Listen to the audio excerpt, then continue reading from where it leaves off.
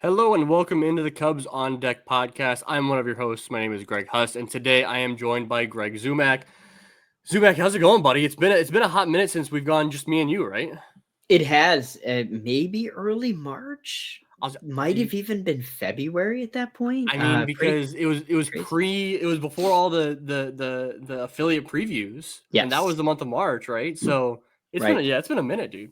It's been a minute. It's been a minute. I've heard we're talking Cubs prospects today. I couldn't even remember. It's been so long. So Dude, it's well, actually, I mean, I went and watched my first college baseball game of the year this past weekend, love it. actually, which I'm sure you've hit a few this year already. But I went to a ISU versus Evansville game this past weekend. I went on Saturday, and funny enough, you know who was on the call for that game, ISU versus Evansville, was Alex Cohen and Elise Menaker. Yeah, Really? yeah. Oh man, that's They cool. they they called the Friday and Saturday games, and so I hit up Alex and me and Yeah. my wife chatted with Alex and Elise for a little bit after the game, and we took, I don't know, half an hour of their time, so it was fun. I mean, Alex and Elise are both the best. It was the first time meeting Elise, but obviously Oh, I met nice. Yeah. plenty of times. But I haven't either. So yeah, it was terrific. I mean, they're honestly, the fact that they were calling Missouri Valley, with all due respect to Missouri Valley Conference baseball, like the fact that they were calling ESPN Plus Missouri Valley baseball was that's kind of fun, man. Like, what a good get.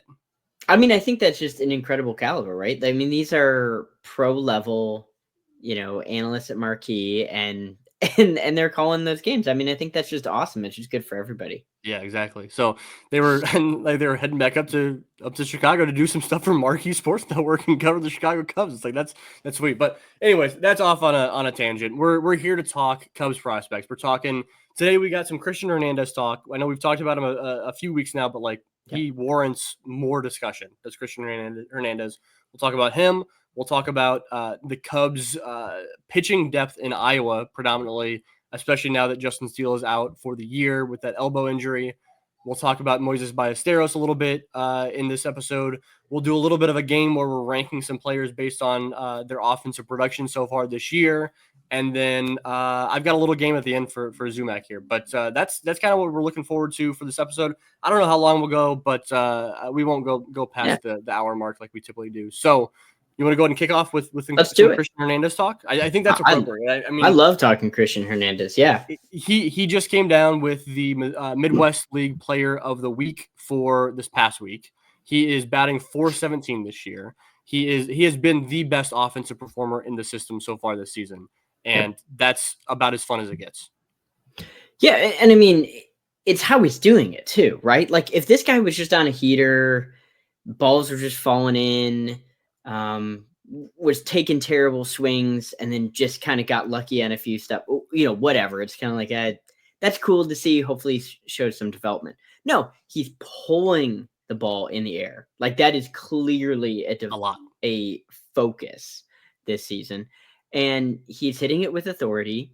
Yes, it's totally early. We don't need to focus too much on the stats, though they are gaudy. But he's taking a decent number of walks, not getting a ton of Ks. Yes, it's early, but it's a really good sign. Like he's showing you exactly what you want to see, and looking good on the infield too. I mean, this is a guy who had unbelievable, inappropriate, I would argue, comps to him, right? Like you start tossing A-Rod comps on a 16-year-old, that's just completely inappropriate. A-Rod is arguably one of the top 3 prospects of all time, right? And to toss that on to Cristian Hernandez, which is ridiculous. It's been a circuitous path, but what he's showing now is he's kind of combined what 2022 was looking at, where he's showing some power. Then he combined 2023, where he really cut down on the power, but he started to work on contact. And now we're kind of getting both, and I'm very excited to see if it keeps going. I mean, I don't know if I've made this comp on the podcast before, but anytime I can also bring Christian Franklin into the conversation, I will. Love it. They've kind of taken they're different, right? In many ways, where like the college versus international, they're different players. But in terms of like the fact that they were both originally thought of to have this really good power. Both guys Yep. were. And then the power went away and the contact came into play last year. And now they're continuing to put it all together this year. Like, that's a very similar path for each of those players. Cristian Hernandez, like, I want to caveat this conversation with Cristian Hernandez and any conversation we're having today in terms of stats with it's early. Like, Yeah. incredibly small sample size. Like, we're not even at like I think that it's what, like the 50 plate appearance sample size before you can even start looking at like swing decisions as like being Yeah. like that, a big enough sample size for that. And so we're not even at that, let alone Yeah. like K rates and walk rates and anything else, right? Like, we're not at that point yet. But we can, like you mentioned, judge a guy based on like how he looks on the field. And man, he looks freaking good, man. He looks so good. Yeah. Yes, I want to spin this conversation into a question in that we're sitting here waxing poetically about Cristian Hernandez. We're really excited. I think that like he is the guy that it seems like social media has been drawn to the most this year of all Cubs prospects in the entire system. It seems like Cristian Hernandez, Maybe Franklin, honestly. Christian Franklin, Yeah. yeah. People love to see that Cristian Franklin is making a name for himself again. So Yeah. my question to you becomes, when do we see Cristian Hernandez in a top 100 list again? Because I think like that's on our radar as of right now, right? Yeah, I mean, I think I kicked it on the 1060 West Discord a few weeks ago, maybe a month ago or so, and I was like, I think he's a top 100 prospect this summer. I mean, he's showing you at least making an appearance on 1 to 2 of them. I'd be actually a bit surprised if he's doing. He doesn't have to be hitting 400 and slashing like OPSing over 1,000 or anything to get there. Obviously, he would make it on every list, but it is a 21-year-old, right? 21, 20. Okay, 21, 22. I can't remember what his birthday is. 21. He's 21. 21-year-old shortstop in high A. And he's doing the things he's doing. Those kind of profiles get bumped up. Yeah. And so I will toss out June, July. Also, I want to point out, I've seen a few like, oh, well, he's repeating the level. And like, not really. Like, barely. Like, he played 20, I think it's 23 or 24 games at South Bend. Right. He's not repeating the level. I mean, technically, yes. Like, he's back at that same level he ended last year. But he's not repeating the level in the way that he repeated Myrtle Beach. Myrtle Beach he repeated, right? Yes. Like, he spent an entire year there, and then he went back the following year. That's not the case here in South Bend. I think that he is trending towards a promotion up to AA Knoxville in let's say June 1st. Let's say June 1st is kind of what I'm thinking as far as promotion up there. And I think that coincides, like what you're mentioning, with where he's going to get some real steam as far as top 100 prospect list. The nice thing is that Baseball America, now they put out top 100 rankings every month, right? So we could see him. It's not like we have to wait for a midseason ranking for MLB Pipeline or Prospects Live or something like that to come out. I think that a midseason ranking is possible. I don't necessarily expect it to happen. I expect it at the end of the year, as long as he gets promoted up to AA Knoxville, he continues to. I don't want to use the word continues because what he's doing is ridiculous. If he puts up a solid above average offensive performance after a promotion up to Knoxville, I think at the end of the year, we'll see him in top 100 rankings. But I think midseason is entirely on the table. I think pre-draft, very possible. Now, when, especially on like Pipeline, Baseball America, now when there's signings that happen and you drop an average of 7 to 8 new guys from a draft in a class like this. That's a good point. Honestly, anything more than like 7 or 8 is probably not justified. But like in 2023, I think they added like 13. It was just such a crazy class. So probably somewhere right around there. June pre-draft, enough prospects have maybe graduated and we get the pre-draft stuff. We haven't dropped any of those guys on. I think it's kind of the sweet spot. I think it'll be like June-ish if they redo it in that time. I mean, honestly, it's like I don't want to get too excited about this, but I was actually looking at my prospect rankings today because I was looking to kind of import them into a spreadsheet that I have, super nerdy thing here. But I was looking at my prospect rankings from this past offseason, and I was updating that list based on the guys that have been traded away, the Cam Smiths, the Juan Bayos, guys like that, or the guys that we've lost in free agency or whatever it may be. And I was looking at my list, and I had Cristian Hernandez, I think ranked 12th is where I had him this past offseason. Yeah, seems and fair. I was looking at it right now. And why should I have Cristian Hernandez ranked below Jefferson Rojas? Why should I not be comparing Cristian Hernandez to James Triantos? I know that's crazy. I'm not ready to do that, but like, I think we give it another month, and I'm willing to have that conversation. No, I don't think that that's crazy, especially if we talk about like how teams value certain players is going to be very different, right? Like some teams are going to value security. James Triantos is so much more security, right? If you just want somebody in 2 years' time to just be hitting 280, 320, 400 or something in the majors, that's probably your guy, right? Where he plays is probably second base or maybe all over the place. That's security. But teams are gravitating towards upside, especially in deals. Cristian Hernandez is getting asked about in trades. I'm not like guessing there. I'm saying it's happening. And if he's still in the organization later this summer, I think we have a big conversation of like what he could look like. These guys, I equate it to the draft, right? Because that's like kind of my jam.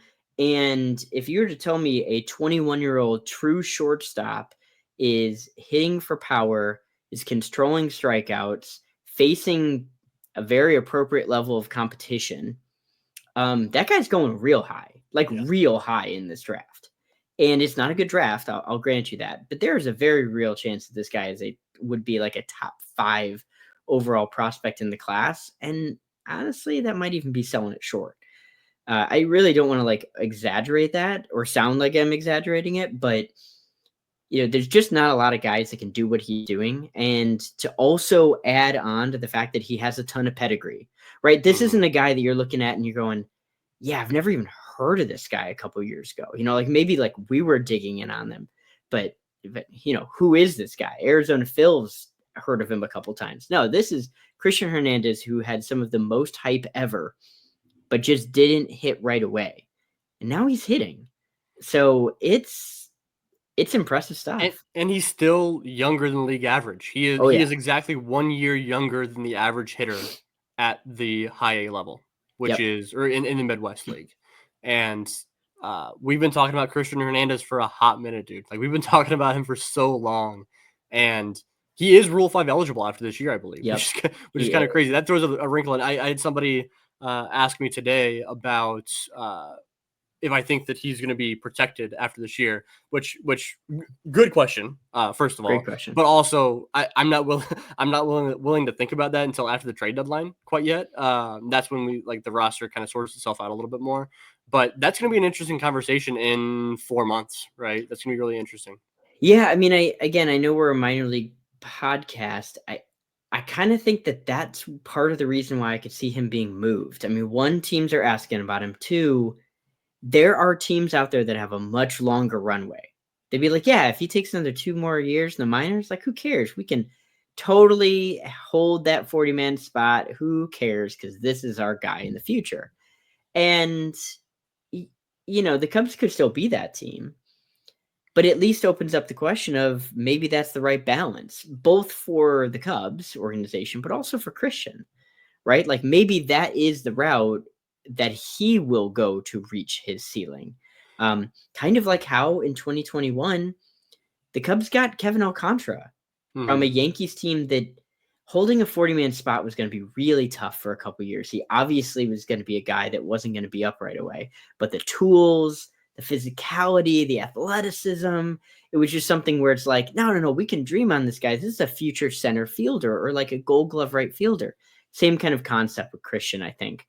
Now, if he's in the Cubs organization, like what you're saying, sky may be the limit. I don't think he's going to surpass Horton unless he graduates. But, I mean, we're talking about a guy with quite a profile.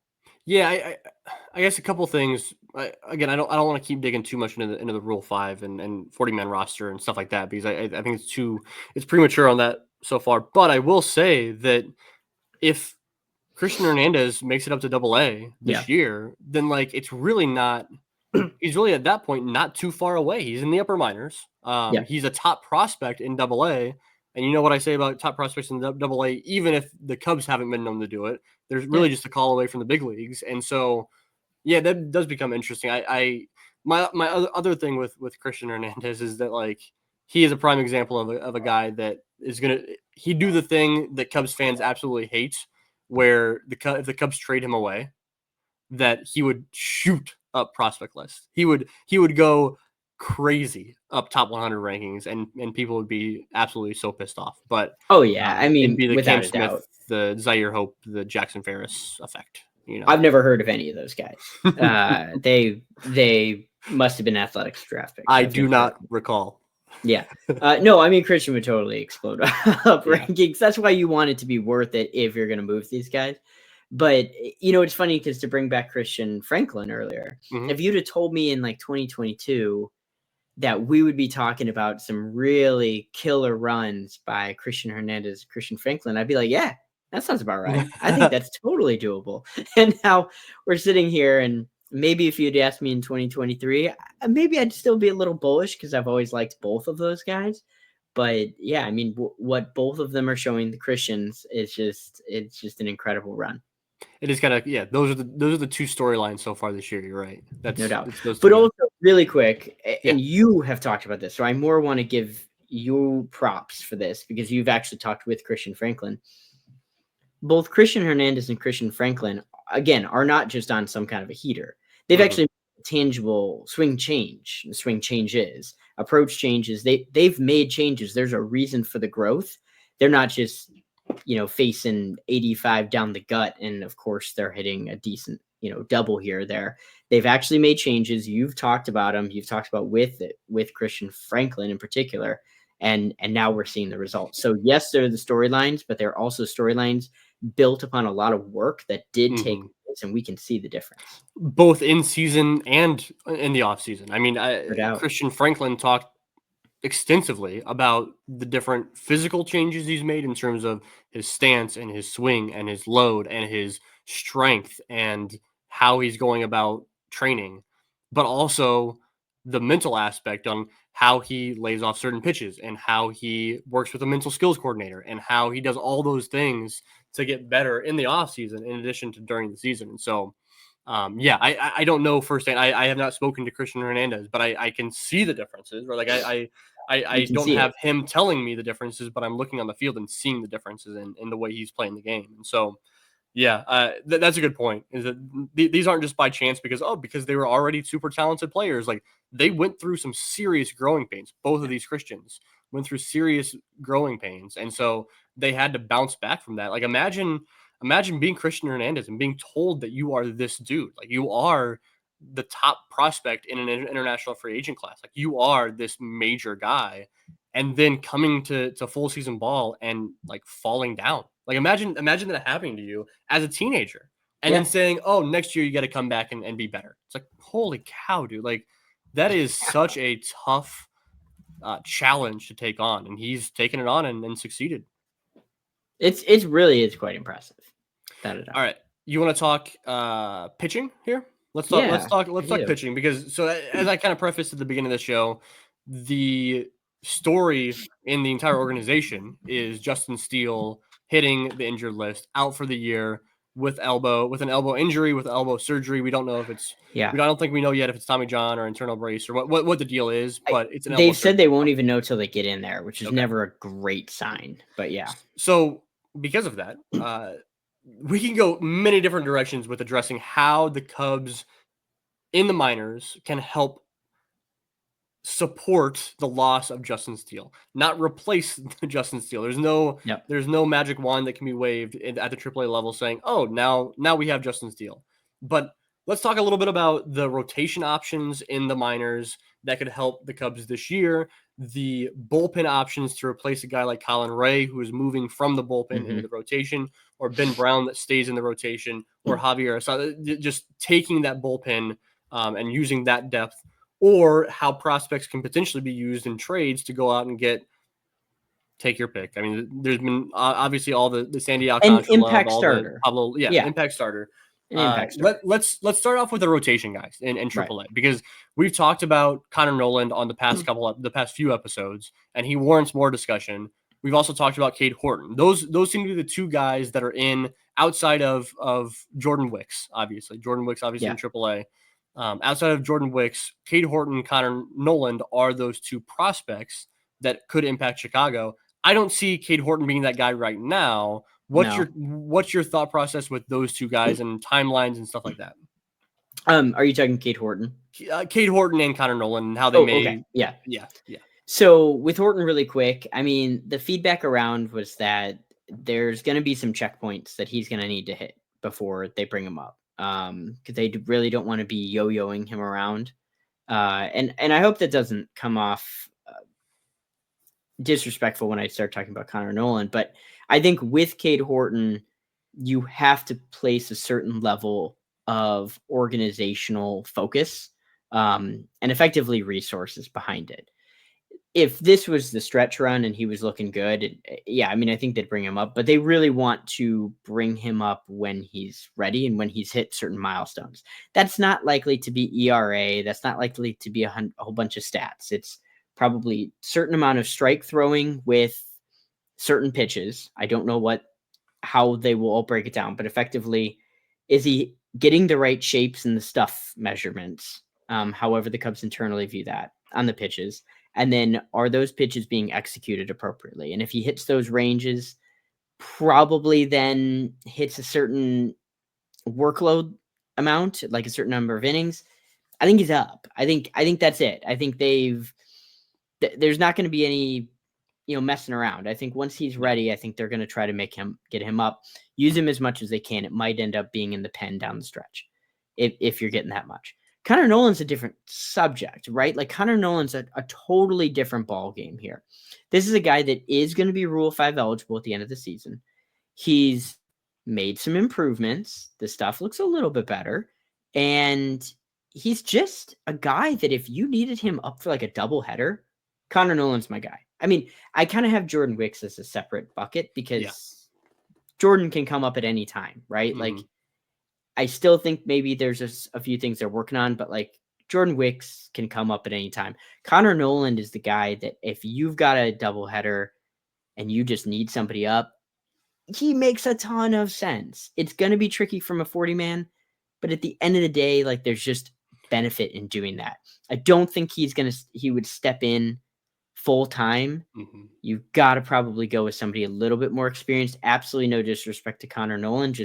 This is where the Cubs are in their contention cycle. They can't really take chances with that kind of threshold. But yeah, I mean, I think he's up at some point this year. I guess I just wouldn't be surprised about it. I think that we're not just putting Jordan Wicks to the side because we want to, right? I think that the thought process here is that really the Cubs, there's going to be more injuries, right? Somebody else in that rotation is going to hit the IL. And so because Justin Steele is now out for the year, as opposed to being out for a few weeks, right, then that just shifts the entire rotation depth down to number 10 or 11 on the chart, right? Yeah. And so Jordan Wicks is now kind of squarely in that mix, which he was right on the edge before this Steele injury. Now he's in the mix. And now we're talking about guys like Connor Noland and Cade Horton who are on the edge all of a sudden. And so, another reason why Connor Noland is that guy that can come up like right now and throw in a doubleheader if you need him to, is because the pitch count's already up higher for Connor Noland than Cade Horton, right? Yeah. You can trust Connor Noland to already go out there and throw you 90 pitches in a start, get you through the sixth inning potentially if you need him to. Cade Horton is not quite there, right? He went 3 1/3 and he went 4 innings in his 2 starts this year. I can't remember the pitch count on those, but like going 4 innings. Light. Yeah, going 4 innings, like he's not ready to go out there and get you innings in Chicago. And so, I agree that it feels like give Cade Horton whatever their threshold is, whatever they need from him, but maybe it's a month or two from now, and then Cade Horton can hit the ground running and take up a rotation spot or take up a bullpen spot and be there in Chicago versus Connor Noland is that up and down guy once you add him to the 40-man roster. That's another thing with both these guys. they need to be added to the 40-man, and then you have to make a change on the 40-man roster. Right now, Yeah. Justin Steele is not yet on the 60-day IL, and Not, so he not can be as of removed. when we recorded it. Exactly. Yeah. So, Connor Noland is that guy. I do want to throw Brandon Birdsell into this mix in a weird way, right? Like the way we're talking about Connor Noland, we would absolutely be talking about Brandon 100%. Birdsell if he was healthy and back in the Iowa rotation. Hopefully, we see Brandon Birdsell in May back up to Iowa. That's kind of my hope for Birdie. And then I think at that point, once he's worked back up to his 90 pitches or whatever we expect from him, then he is squarely in that mix as well. And I think that he's in the exact same situation as Connor Noland, where he's Rule 5 eligible after the year. He is Brandon Birdsell set up really well as long as he comes back from injury to be added to the 40-man roster this offseason, even if he's not called up this year. Connor Noland is as well, but Connor Noland needs to keep up what he's doing now in order to do it. Brandon Birdsell can afford to have a little bit worse performance than he did last year in his Player of the Year season, and still be added to the 40-man roster. So yeah, he's another guy to throw in the mix. Will Sanders is another guy who's interesting to me. I know you wanted to talk about Will. He's obviously down a level. He's down in double at Knoxville, but has been really strong so far this year. It's looked good. And he's another guy with a lot of pedigree too, which I think matters here. And when we talk pedigree, we talk about guys that, were thought of at one time as like first or second round picks. They were thought of as bigger signings and international free agency. They were just really well thought of by scouts or evaluators or whatever. And Will Sanders wasn't a first round pick. He ended up actually getting picked in the 4th. But I will tell you that entering that draft year, there were multiple evaluators who looked at him as a potential first rounder. And it was more like, this is the blueprint for what this guy could do.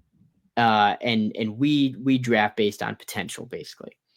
And so Will Sanders is showing that. And if you watched the prospect showcase, I can't believe I'm blanking on this name, but what was that called? What was the actual game called? Yeah. The Spring Breakout. Spring Breakout. Yeah. Thank you. I thought I was going to say Prospect Breakout, but that didn't quite work. Okay. So the Spring Breakout, you heard Sanders actually talk with Lance Brzezowski, who hopefully everybody knows here, who does an amazing work out there for Marquee and Cubs Daily podcast, where he was talking about all his different pitches. He's got this wide repertoire. The Cubs love these deep repertoires. Well, Sanders is doing that, and he's actually gaining a little bit of velo too. It's good stuff. It's like he's going to need to keep it up. I don't think that Will Sanders is really a 2025 option because he doesn't need to be yet. Mm-hmm. So he's got at least an extra year, right? He should be 2026 eligible. Yeah. He's 2026 eligible. I mean, yes, like break glass in case of emergency, but I think you'd find I think they would find some random vet if they needed honestly, to. What we're talking with Will Sanders, in my opinion, is the exact same way we were talking about Brandon Birdsell last year. Yeah, totally. Right? The Brandon Birdsell by the end of the year, we're like, let's call him up. And he was not going to get called up. He was performing so well. We wanted to see him in Chicago. He just was not going to get called up to Chicago because the Cubs did not need to call him up. Right. And the Cubs did not want to add him to the 40-man roster. So that is the exact same situation generally. I mean, not in terms of the same player, but the same situation with Will Sanders this year. He would have to be called up to AAA Iowa, which I expect him to be in Iowa this season, but he would have to be putting up a sub-2 ERA over the course of several starts in order for the Cubs to justify the promotion up to the bigs. And I'm not saying that's impossible. It's not likely.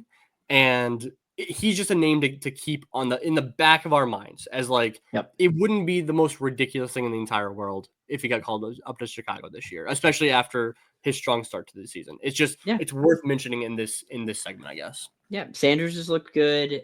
The Cubs are going to need that. Probably the next question that somebody's going to have is, what about Jackson Wiggins? We're talking deeper at this point, and even if he's really mowing people down, it would probably be pretty unlikely. So we're looking at maybe the guys who are really starting off strong at AA now.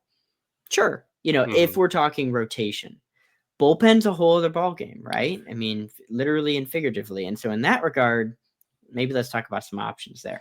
Yeah. So I think with the bullpen, it's worth first pointing out that Iowa has just a ton of guys in the bullpen in Iowa has been terrific to start off the year in general, but there's a ton of guys that are not prospects in the way that we talk about them on the show that are a call away and an easy up and down or up and DFA and try to retain them, like all kinds of different scenarios.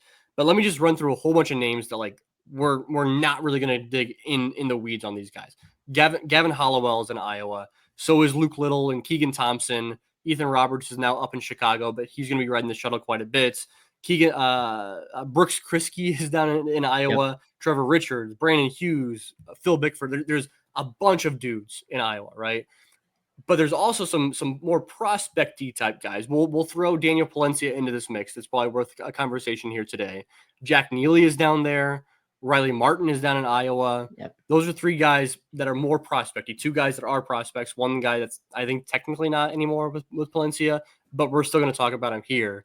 Yeah. Those three guys can really impact and impact the Chicago bullpen in a way that fills a need when Ben Brown and Colin Ray are stuck in the rotation, and Javier Assad for that matter. Yeah. You have a favorite of that bunch?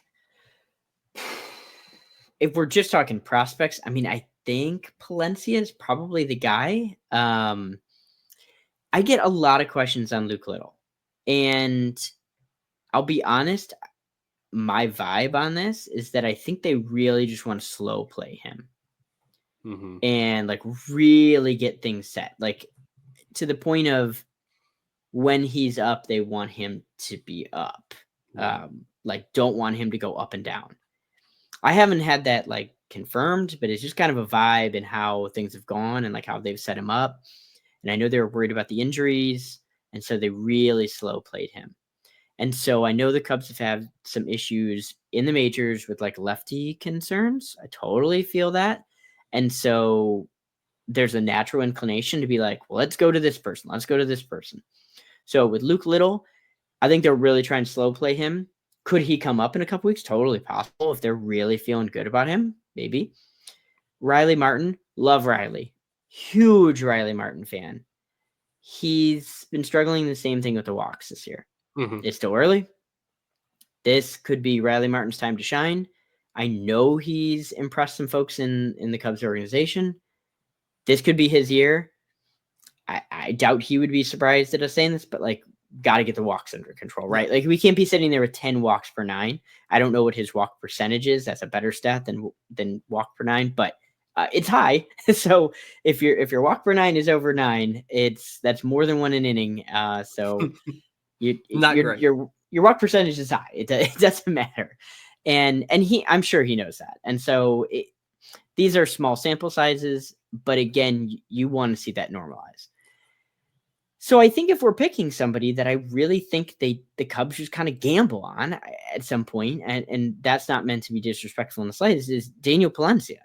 Because when you are talking about what does it look like to develop an impact reliever, it usually starts with velocity and nasty stuff. And he does that, right? Daniel Palencia does that. So here are some things that I do want to highlight, though. There is a zone percentage that is very low here, and it is an important number. So yes, if you're looking at like the Savant sliders kind of equivalent, big kudos to TJ Stats, who does incredible work here. You should be following him anyway. He does an amazing work out there. Thomas does. But if he kind of creates this, it's built very similarly off the baseball Savant sliders. Effectively, red pretty much means good. That doesn't mean good player. It just means good metrics.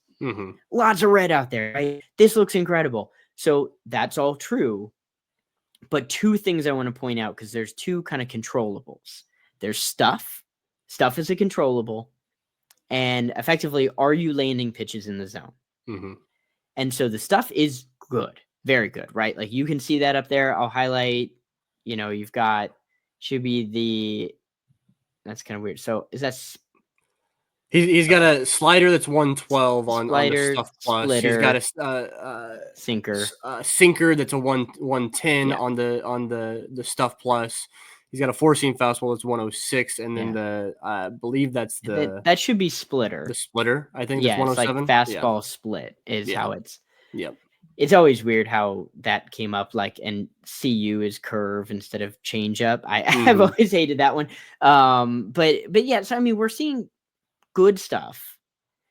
Not landing a lot of pitches in the zone. Again, very early. This is very early.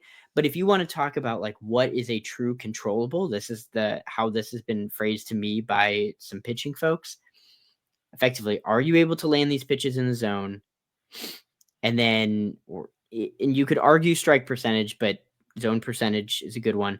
And then, are you throwing with good stuff? Yeah. And we see the stuff. The zone's not quite there. And so, real quick, essentially, like throwing a pitch for a strike and throwing a pitch in the zone are two separate things, right? Because you can throw a pitch for a strike and it's a slider diving out of the zone that a guy chases. That's a strike. Yeah. But it's not in the zone. It's not a zone percentage. It doesn't help your zone percentage. So Daniel Palencia is in the 6th percentile in terms of zone percentage. That's the lone in his StatCast sliders. That is the only thing that is below average. He's got a lot of things that are terrific in terms of percentiles: fastball velocity, barrel percentage, hard hit percentage, whiff percentage, zone contact. All of those are terrific, but he does not throw pitches in the zone. Now, that can be really good because guys can't hit pitches that are not in the zone, right? Like if they're swinging at pitches out of the zone, but they're not going to hit it. The problem is when you come up to the majors and guys know that you aren't throwing that pitch in the zone, then they can just not swing, right? They can lay off and say, I'm just going to let that pitch be thrown as a ball. That walk rate really, really increases because of that. And then players can sit on pitches, the fastball that is in the zone. And that's what's happened to Daniel Palencia when he's been called up to the majors. If his players hitters have sat on his fastball and just hit that when that's in the zone. Yeah. And I mean, it's definitely something to watch, right? Because we are talking small sample size here. 5 games, 4-ish innings pitched. Might just be 4 innings pitched. Yeah. And those numbers are going to wildly fluctuate, but that's what I would look at. If you start to see that zone percentage creep up, that matters. Because at that point, I'm sure there's some Cubs folks in the organization, those are similar kind of controllables they look at. You start to see that zone rate. You start to see a confident Daniel Palencia, because we know he can do it. And you start seeing 102, 103, upper part of the zone. You start to see, a good slider.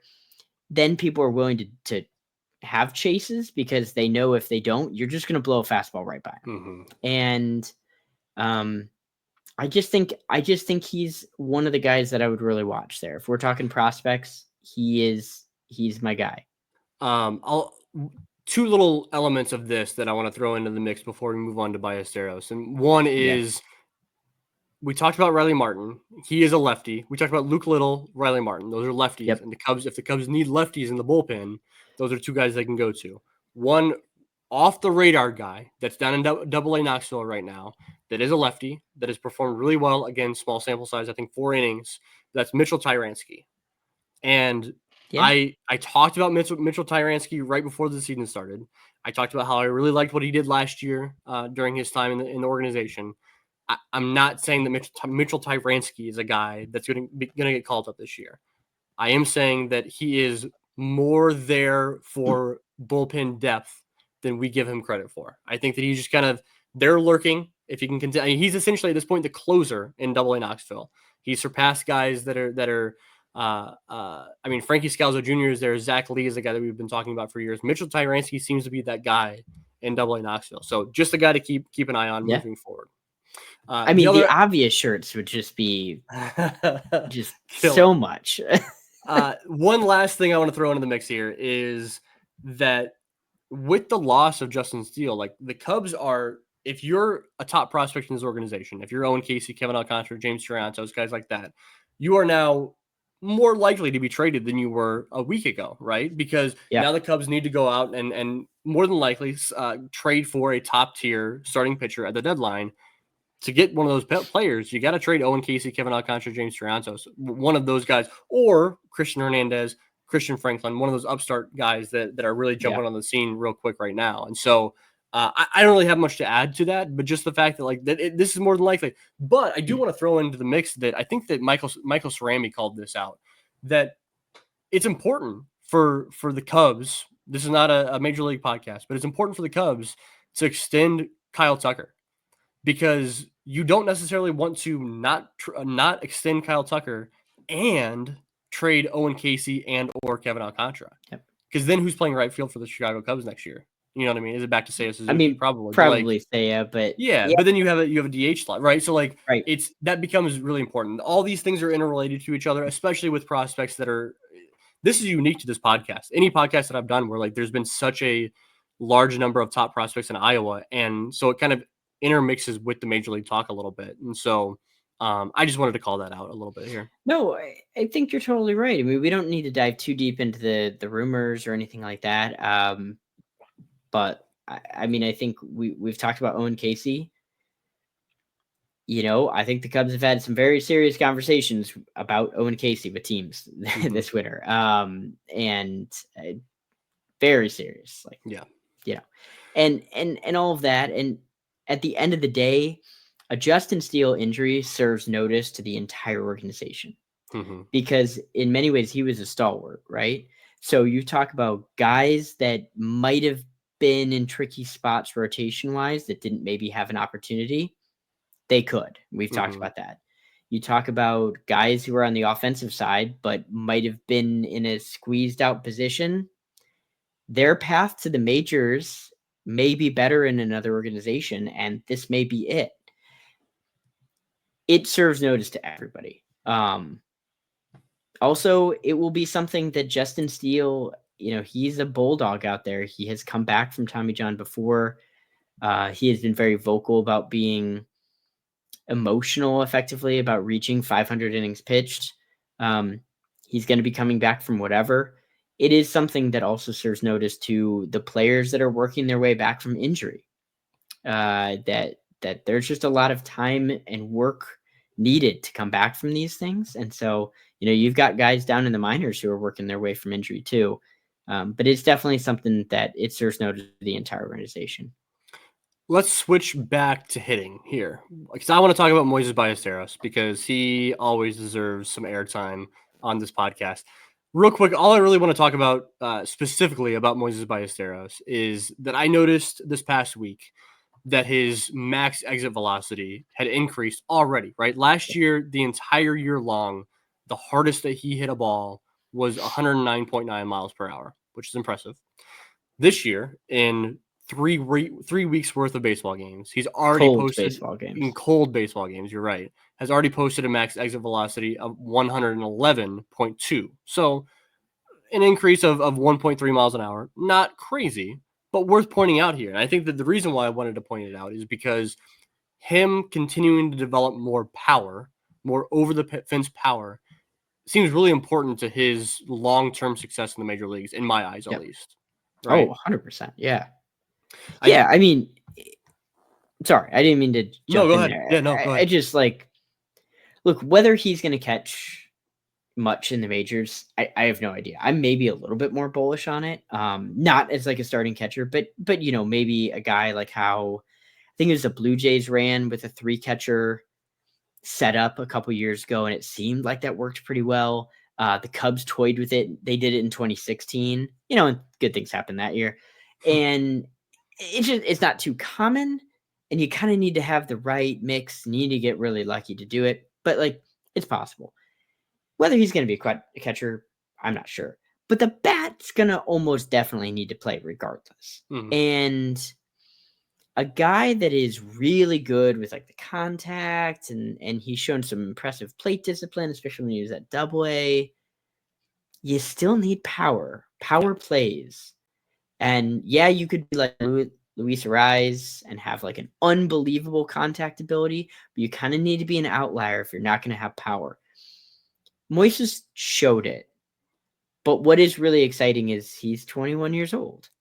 And this guy would be just draft eligible this year. And so now he's actually hitting with some authority, hitting with some more juice. Not that he didn't before, but you know what I mean? He's taken steps and improved.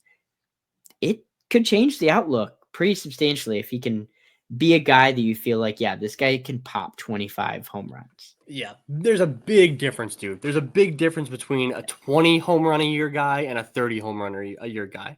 Last year, my confidence lied in him being a 20 plus home run a year guy. And that's great. I love that. That's terrific. Yeah. When you're if you're Good guy to batting have. if you're batting 270 with 20 home runs, love it. That's terrific. If Yeah. you're batting 270 with 30 home runs, that's a really, really good hitter. And so if he can continue to improve those exit velos, if he can continue to show over the fence power, like that's going to be huge for his development in the major league level. So let's go straight into that little game that I kind of teased Yes. early on. Let's Not do the it. game, not the game for you, but the game of little matchups for comparable players. So what we've got here, we've got 3 different matchups. We've got in each of the matchups 3 players where they have similar OPSs to each other so far this season, right? Matchup number 1, we'll just get right into it, and then we'll kind of explain it as we're going. Yep. So matchup number 1, I've got Matt Hallback, who so far this year has an 866 OPS. Jonathan Long, who currently this season in AAA has an 829 OPS. And Moises Ballesteros, so far in AAA, has an 822 OPS. You don't need to memorize the OPSs. Just have to memorize they've been similar hitters in small sample sizes so far this year. Matt Hallback, Johnny Long, Moises Ballesteros. How would you rank that group in terms of how they end the season in terms of their OPS? So who at the end of the season will have the highest OPS, the worst OPS of that bunch in the middle? I'm only going to include minor league stats. Yes. Just because I think you toss in a promotion that gets it really wonky. Yes. This is going to be somewhat chalk, but let me explain it really quick. I'm going to go Ballesteros, Long, Hallback. Hallback is the one who hasn't faced this level of competition, this number of games. These guys just players in their first year kind of hit a bit of a wall. And I think he's just going to kind of hit a wall towards the end of the season. I'm completely buying into what Biesterfeld shows. I absolutely love what Mo Baller is showing, and I'm all about it. Johnny Long is somewhere in the middle, but I think he also shows enough. So I'm going to go Ballesteros, Long, and Hallback. And yes, that's a bit chalky to me, but hopefully there's at least some rationale there. Yeah, no, I'm going to say similar. I'm going to flip Johnny Long and Moises Ballesteros. I'll have my ranking go Johnny Long, Moises Ballesteros, and then Matt Hallback. I'm the same way as you with Matt Hallback. We just haven't seen quite enough, obviously, yet from him. Yeah, I think it's very possible that Matt Hallback ends up with the highest OPS of this bunch at the end of the year if he gets out of Myrtle Beach, right? But I think you're right with it being his first pro season. He's likely to stall out a little bit towards the end. That OPS will drop a little bit. Moises Ballesteros, if he continues catching during his time in Iowa, I think that there's a chance that he ends up having a lower OPS where he kind of tails off. He might get tired. Last year we did not see that from Ballesteros, right? Last year he ended up getting stronger as the season wore on, which seems impossible for a catcher, but like he did it. Johnny Long just seems like the safer bet in terms of like there's no other extra things going on with the mix. Like he's not a catcher. He's not in his first season. He got way stronger as the season wore on last year to Johnny Long. And so like that's kind of why I'm leaning Jonathan Long. I think all of these guys end up with a OPS between, let's say, 800 and 850 to end the season. Okay. I think all 3 of these guys do. Maybe Hallback the lowest of the bunch. I give Hallback 775, something like that. Yeah, 750. that sounds perfect. But I think they all stay similar to where they're at right now, honestly. Yeah, I think that's totally fair. I think Hallback finishes kind of upper 700s, and big Hallback fan here, so that's actually great. But yeah, should be good. All right, matchup number 2 here is there are 3 guys that have a little bit worse OPSs so far this year compared to the first group. Matchup number 2 is Pedro Ramirez, who has a 795 OPS right now, Jose Escobar with a 775, and then Ben Cowles with a 747. So we're staying on trend, right? The first matchup was kind of corner infield type players. The second matchup is infielders, right? Pedro Ramirez, Jose Escobar, maybe a left fielder, but Jose Escobar and Ben Cowles, infielders, all with OPSs between 747 and 795 right now. Who you got for your rankings at the end of the year? I mean, I'm just gonna go Escobar 1. He's he's kind of mashed like Yeah. everywhere. This Yeah. is, if I'm remembering, like I think this is like one of his worst seasons so far for like WRC plus. Now Myrtle Beach is a tough place to hit, and so that could factor into it. But I'm just gonna say he's gonna hit a little bit better, and I'll just go Escobar 1. I'm kind of leaning towards Cowles 2, Ramirez 3, but I don't really think there's much of a separation. Yeah, honestly, you know what I'm struggling with a little bit is Pedro Ramirez is playing in Knoxville. They have a new ballpark. I don't know how the ballpark plays yet. I Good was point. talking today. I have my bash metric back up and running this year, which is terrific. However, I use 3-year historic data for my bash metric. Yeah. And so Knoxville's obviously in a brand new ballpark. And so I don't have anything to go. I don't know if it's a neutral ballpark. I don't know if it plays pitcher friendly, hitter friendly. I'm not sure. I have no idea. Yeah. And so, and we don't know. We haven't seen it happen yet. It's happening as you guys are listening to this on Tuesday. Their first home game of the year is tonight. And so we'll see how that plays. I'm going to stick with Jose Escobar as my top OPS guy from this group as well. I think that he can hit. And I think that especially if he continues to hit, he won't be in Myrtle Beach very too much longer. And so he'll hit even a little bit better in South Bend in terms of being a hitter's ballpark. Yeah. Ben Cowles and Pedro Ramirez. I don't know, man. I've said it so many times on this podcast. I don't know. I don't understand Pedro Ramirez. I don't get him. I don't like I think he's good. Like I think he's good. Like don't get me wrong. I just don't. Good, yeah. I keep thinking he's going to stall out at some point. I keep thinking, oh, like this is going to be the level that's too hard for him. And he's looks like he knows what the hell he's doing. He's looking good. So give me, because I keep doubting him and he keeps proving me wrong, give me Pedro Ramirez second, Ben Cowles third. But once again, I think that each of these guys probably ends up right around 750 for their OPS this season. Yeah, totally within the realm of possibility. All right, matchup number 3.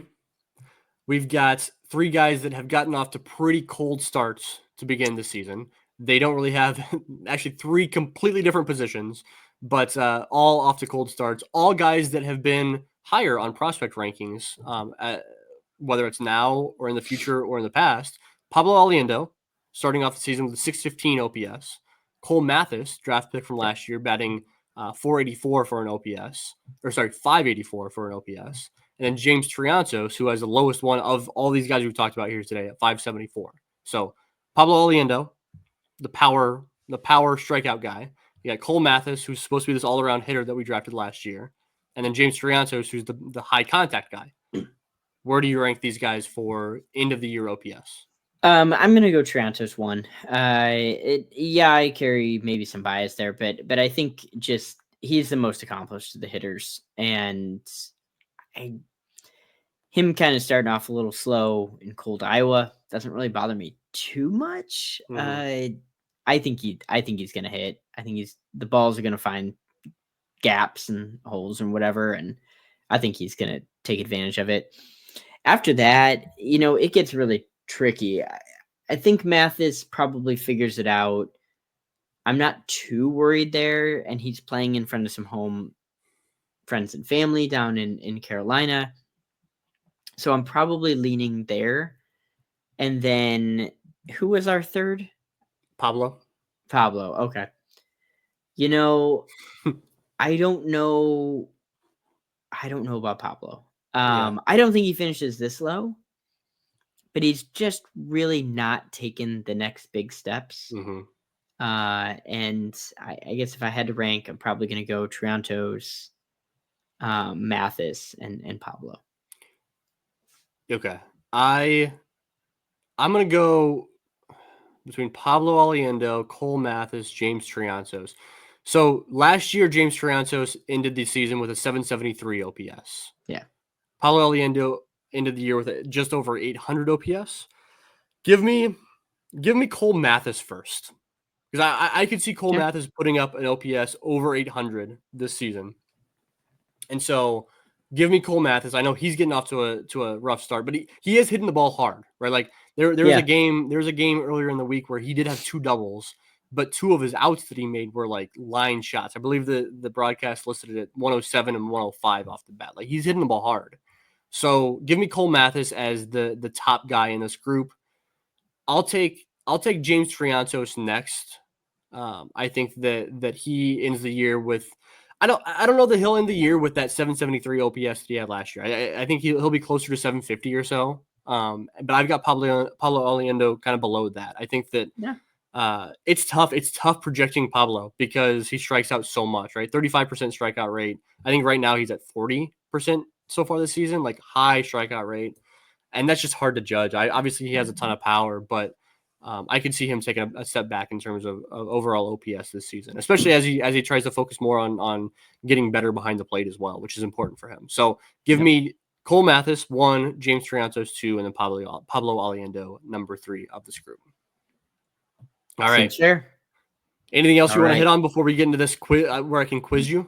No, go for it. All right. So no idea what this is. This is not. I know I have not. So everybody out there listening, I have not given Zumach any information on this. I literally right before we hit record, I go, "Hey, we're gonna play a game." And he said, "Okay, sounds good." This is not actually really prospect related. So this past week, the Salem Red Sox announced that they are rebranding going into next year. They are not going to be the Salem Red Sox anymore. They're going to have a new nickname. So that leaves 10 teams in minor league baseball that have the same name as their parent club. 2 of those teams are Cubs affiliates, right? The Iowa Cubs and South Bend Cubs have the same name as their parent club. Can you name any, or how many can you name of the 8 other minor league teams that share a name with their parent club? Tampa Yankees? Nope. Oh, really? Tampa, I think Tarpons. Oh, okay. Yeah. God, I thought they were the Tampa Yankees. All right. Well, that's not hot start. It's not starting out. And we're obviously not talking about the complex teams, right? No, we're just talking about affiliated ball. Okay. Yeah, full season affiliated teams. Oh man, I want to say the Mets is ringing a bell. Yes. Okay. So there is a Mets. So there are two teams. There are 2 major league teams that each have 2 minor league teams outside of the Cubs. The Cubs have 2, but there's 2 other ones. The Mets is one of them. Can you name those 2 teams? If not, I'll tell you. Okay. the Syracuse Mets and then the St. Lucie Mets. Okay. St. Lucie sounds familiar. Okay. All right. So the Mets. To give you some help here, that's a trend you should follow. The fact that the St. Lucie Mets, there's a Florida Coast League team or a Florida State League team. You should pick up on that trend. There's more teams like that. All right. The Florida teams like to name after their parent club. Yeah, it's been a while since I've thought about the Florida State League. I know, dude. I knew this was gonna be tough. I was putting you on the spot. Okay, so all right. So we had 10 other teams. The Cubs are 2 of them, so there's 8, right? Then we talked about the 2 Mets. Am I? There's 6 left. Yep. Yeah, managing the numbers here. Yep. Okay. San Jose Giants. Yeah, nice. Okay. Yes. That's a Northwest club, so I've seen them before. And the Giants only have 1. The Giants only have 1. Okay. Yep. Let me think about this. All right. That was good with the San Jose Giants. Yeah, thank you. Yeah, that at least got the entire team on that one. Dundee Blue Jays? Yeah, yep, nice. Okay. Yep, that's good. And that's just a 1 team. Yep, that's just 1 team. Yep. That's not the Florida State team with 2 or whatever. To give you a hint here, if you want a hint. Yep. The other team that has 2 affiliates with their name is an NL Central team. Okay. I've been thinking the Brewers. Am I wrong on that? No? Okay. Well, I mean, so not the Cubs. Not the Cubs, not the Brewers. Pirates, Reds, Cardinals. I mean, that's it. It's got to be one of them. I guess I'll go with the Cardinals. Yeah, it is the Cardinals. Okay. All right. Yep. The Cardinals they have the Palm Beach Cardinals. Staying with that Florida State League team. Okay. And then the Springfield Cardinals. I believe is their AA team in Springfield, Missouri. That's right. I should know that. I almost looked at a job in Springfield at one point, and then I saw it was the Springfield Cardinals. All right, so to give you some more hints here, so you've got looks like you've got 2 more teams. Two more teams here. They are both above high A. Or no, I take that back. One is the Myrtle Beach Pelicans play on occasion.